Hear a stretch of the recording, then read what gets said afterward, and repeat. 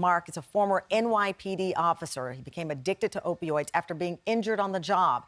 ESPN reporter Lauren Sisler from Virginia lost both her parents to opioid overdose within hours of each other.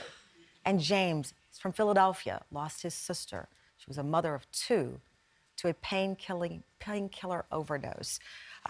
Mark, I'd like to start off with you because, you know, you look at these three people, clearly from the outside, very different.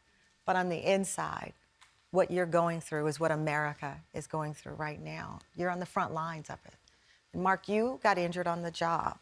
Take me through how it went from pain treatment, which so many people experience, to an addiction. Well, my first experience with opioid pain medication, I was actually 21 years old, and I went to the dentist and got a root canal, and I was prescribed Vicodin. And from a very early on, I took them a little differently. Like, you know, I felt numb from the pain, but I just felt different on them. Do you feel like you were unbalanced? I mean, tell me what that means. No, I actually felt like I got a little speedy on them, a little energy, which, you know, I work with addicts now, and some of them say the same thing. For me, it was just, that's just how I reacted to it.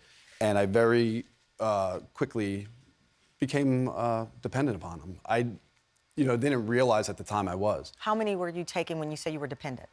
Well, my first prescription was of 20, and I took those as prescribed. And then after my second prescription, I was taking them, you know, 2 or 3 at a time.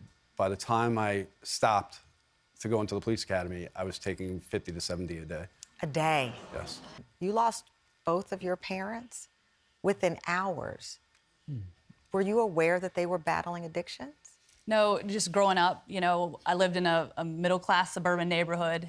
It was me and my older brother, Alan, and really we just felt like we had that support, that loving support from our parents constantly. And both my parents had been experiencing chronic pain, had gone to a pain management doctor, and unfortunately it escalated from OxyContin to fentanyl.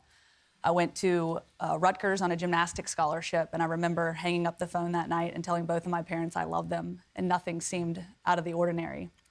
So nothing seemed out of the ordinary after that phone call, before that phone call? You were not aware? You didn't see any signs of?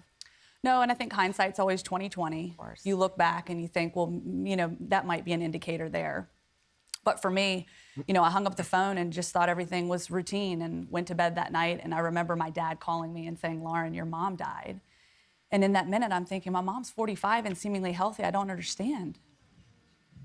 And then I get on the plane and he said, Lauren, get on the next plane you can. I'll be at the airport to pick you up. And I remember I touched down in my hometown and ran outside and looked everywhere. And my dad was nowhere to be found. And instead, it was my Uncle Mike and my cousin Justin who came to pick me up.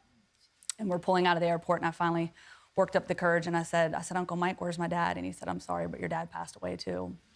How long had she struggled with her addiction? My sister struggled with her addiction for about 2 to 3 years, I want to say. But where I come from, like, we grew up in an urban neighborhood, and it's like, we don't know the word opioid as much. We familiar with Percocet or Perks, you know? So when the media broadcasts like an opioid crisis, we don't think that affects us. You know, it's like, it's trended. You know, it's trended in the music. It makes it feel like that's what we're supposed to be doing. Yeah, so you're hearing opioid addiction on the news and you're thinking, that's not what's happening in Philadelphia. Exactly, that's not us. Exactly, it's not us. So it's like a phase thing, you know, and us in the neighborhood, we'll take them and make us feel good. You might make us feel like it's popular, or in the music, sometimes they promote it as a sexual enhance. So you'll get on these things thinking that it's the right thing to do, and that's when my sister fell in.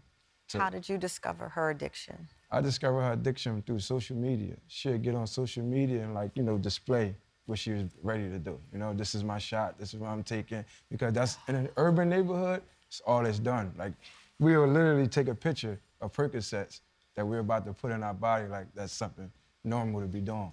I just wanted to spread it to let other people know that if you're on these things or if you're doing these pills, it's not a trend. You get what I'm saying? It's not who can pop the Merce or, you know, who look good with doing it, because the outcome is death. Like, it's not really too many different outcomes when you're strung out on these pills.